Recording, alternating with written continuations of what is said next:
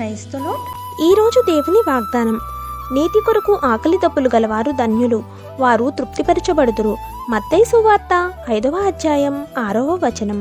ప్రియమైన సహోదరి సహోదరులారా, మనము నీతి కొరకు ఆకలి దప్పులు కలిగి ఉండాలని ప్రభువు కోరుతున్నారు. అంత మాత్రమే కాదు, ఈ లోకంలో జీవించే వారందరూ నీతిగా జీవించాలని, అటువంటి ధన్యతను కలిగి ఉండాలని సెలవిస్తున్నారు. ఈ లోకంలో ఎన్నో చీకు చింతలు మనల్ని వేధిస్తుండడం, ఒక్కోసారి భరించలేని బాధలు కలగటం మనకు అనుభవమే. ఈ సమస్యలతో మనం సతమతమవడం కూడా జరుగుతుంది. అవును, ఇటువంటి పరిస్థితుల్లో మనం దేవుని వైపు చూస్తూ ఆయన నీతి మార్గంలోనికి నడిచినట్లయితే ఈ లోకాసుల నుండి, సాతాను శోధనల నుండి మనకి రక్షణ కలుగుతుంది. కనుక ప్రభువును హృదయపూర్వకంగా వేడుకుందాం. ఈ పరిస్థితుల నుండి, అవి చిన్నవైనా లేక పెద్దవైనా సరే, నేటి నుండి ప్రభువు మనకు విడుదల కలిగిస్తారు.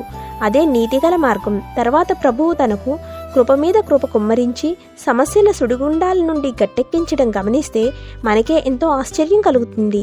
యేసును మన హృదయంలోనికి ఆహ్వానించినప్పుడు ఆయన మనల్ని తన యొక్క పరిశుద్ధాత్మతో నింపుతాడు. ఆయన మనల్ని ఆదరించి మరియు నీతివంతమైన జీవితంలోనికి నడిపించి ధన్యులుగా చేస్తాడు. ఆమేన్. God bless you.